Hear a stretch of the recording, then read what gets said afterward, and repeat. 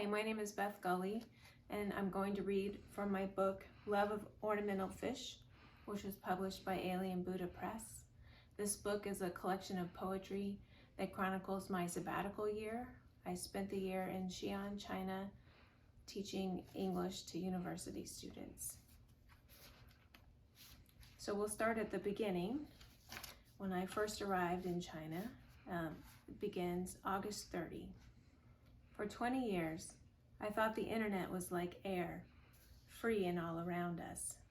Now I realize air isn't even like air.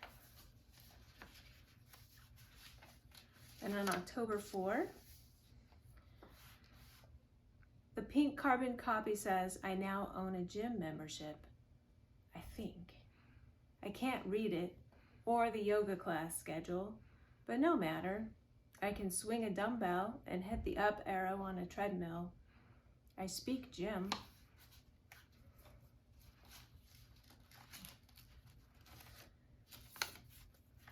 And then this poem from January 2nd chronicles my fear of heights. Up the steep steps of the Xi'an city wall, I test myself. Can I pretend I'm only going up one flight? At the top, can I convince myself I'm on the ground? I read once the only consequence of the fear of heights is falling, but the inability to enjoy sightseeing with your family should have been mentioned.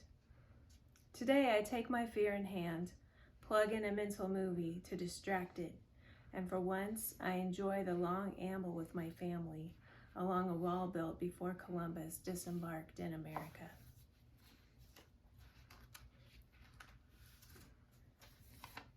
And then this from January 15th, from our visit in Thailand to a famous temple. I follow the tourist information from the internet. I wear a long skirt and sleeves. I take off my shoes and enter the temple left foot first. I show reverence for a religion not mine. And the abbot takes my husband aside and makes jokes about turtles who eat human genitalia.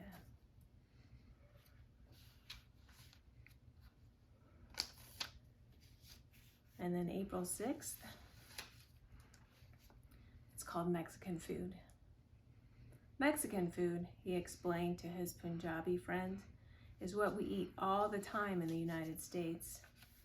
Tacos, burritos, frijoles, arroz, and Coca-Cola to wash it down.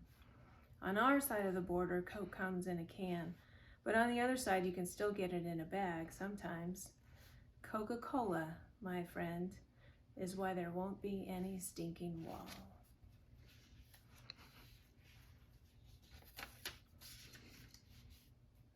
April 16. Long bead strand wraps her wrist, not a rosary, no suffering Jesus dangles on the end. Like a rosary, she clicks each bead. As our plane runs through rain clouds, jostles us like laundry on the spin cycle, her prayers and mine keep the plane aloft. The man across the aisle asks the flight attendant to make her stop. Her noise bothers him. She gently complies, but I hope her prayers continue. I can't keep the plane up all by myself.